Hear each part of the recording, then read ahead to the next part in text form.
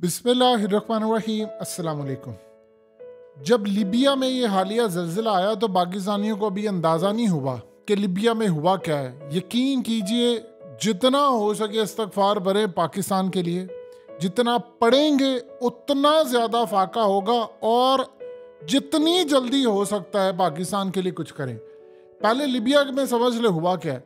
देखिए, जब किसी भी जगह पर सैलाब आता है, ये लिबिया में अभी हालिया जो सूरत हाल हुई है, ये इतनी तबाहकुन थी, इतनी ज़्यादा तबाहकुन थी कि लिबिया में बैक वक्त 2 डैम टूटे हैं और पूरे का पूरा शहर नेस्तो नाबूद हो गया। और चंद मिनट्स के अंदर ये शहर बनाते हुए आपको न जाने कितने साल लगते हैं, कितनी जनरेशन लगती हैं वो घर आबाद करते हैं। ज़रा हाल देखिए। और चंद मिनट्स के अंदर 20,000 लोग। एक शख्स कह रहा था मैं अपने घर वालों को छोड़कर आया हूं, तो मैंने कहा मैं अभी थोड़ी देर में आता हूं, और थोड़ी देर में आगे गया हूं तो पीछे से पूरे का पूरा तबाही हो गई है।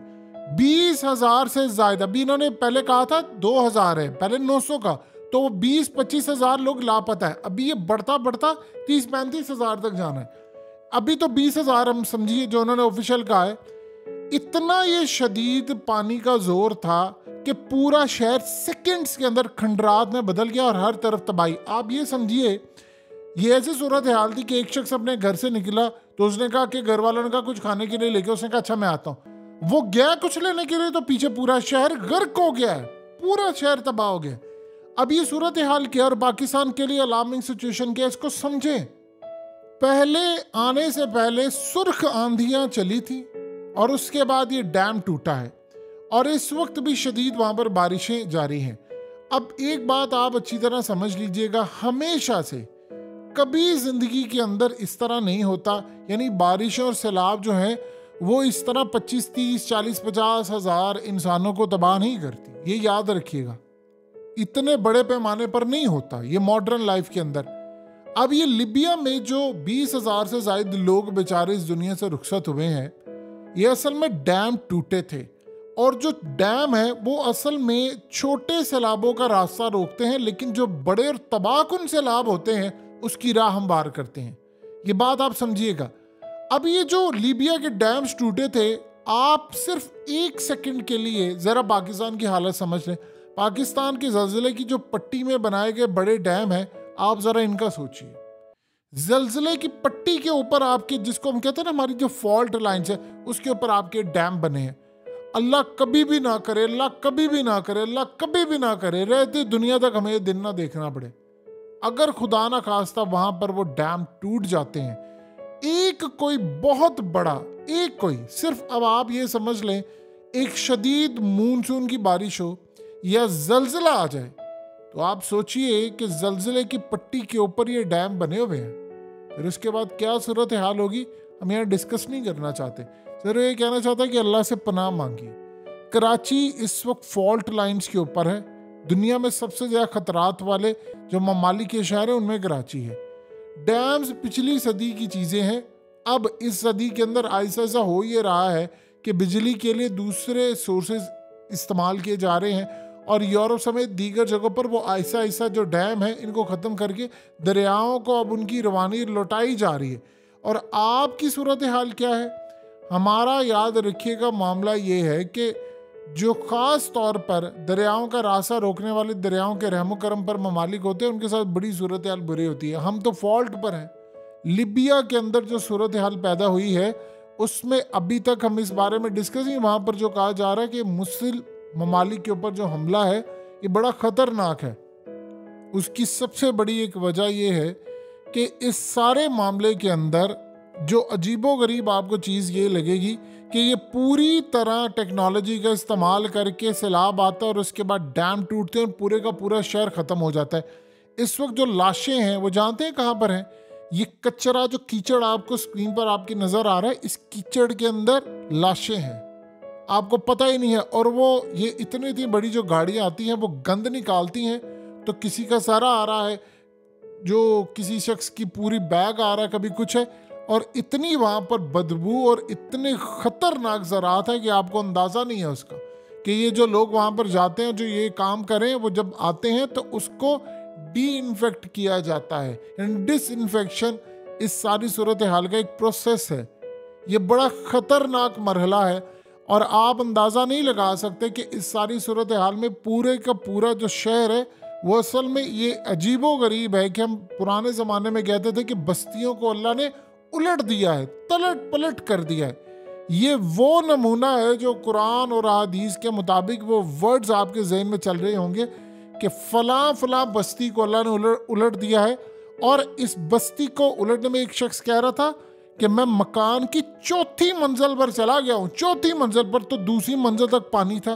तो उसने कहा 1 घंटे तक ये मामला रहा और मुझे ऐसा लगा कि 1 साल मुझे हो गया इसको देखते, और मैं अपनी जान की भीख मांगता रहा, खुदा से माफ़ी मांगता रहा कि ये चौथी मंजिल पर आया नहीं यहाँ पर।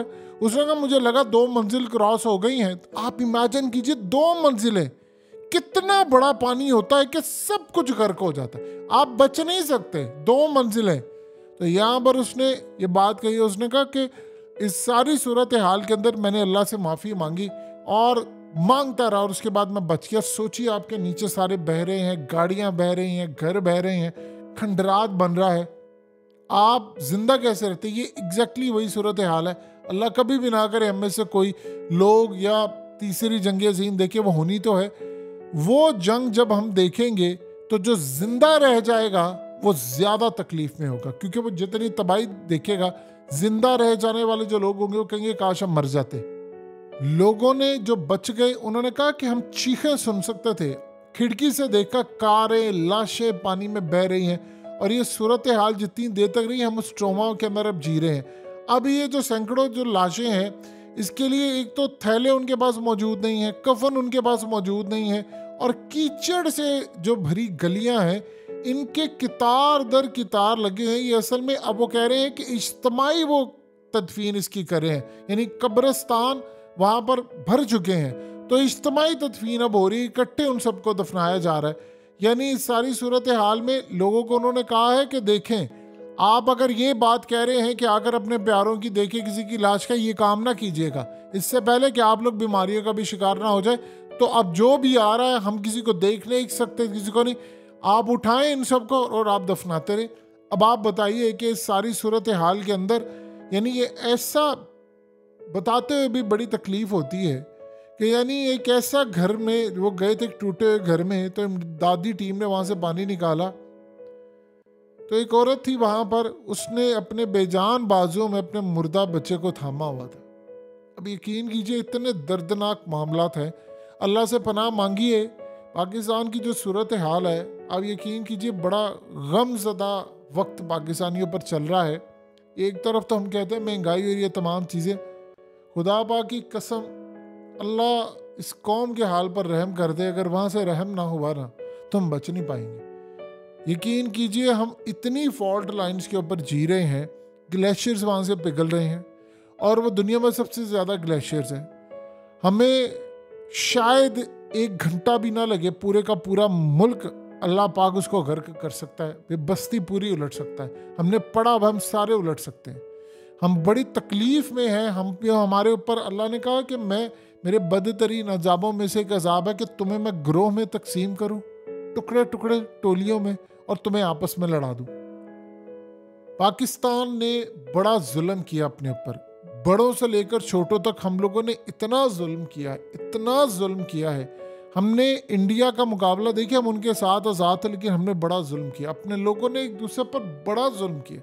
जब आप मुस्लिम कंट्री होते हो तो आप अगर जुल्म करते हो एक दूसरे के ऊपर, आप किसी का हक खाते हो, आप बुरे काम करते हो, यानी हम इस वक्त बात करना नहीं चाहते। या हमारे मदरसे कुरान सामने और हदीस सामने रखकर बच्चों के साथ, बड़ों के साथ जो बदकारी हो रही है उसको कोई रोकने के लिए तैयार नहीं। आप सारे उस फिरके इस मामले के ऊपर एक हो जाते हैं।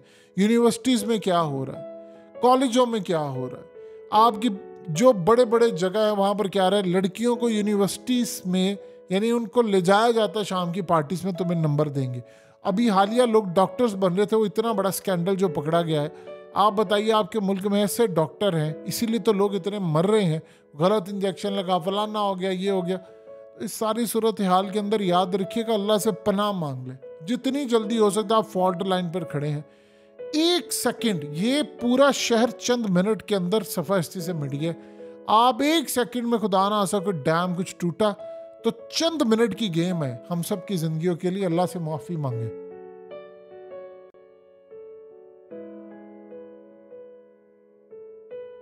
हकीकत टीवी को सब्सक्राइब करना मत भूलें, वीडियो को लाइक करें, शेयर करें और कमेंट सेक्शन में अपनी राय का इजहार जरूर करें।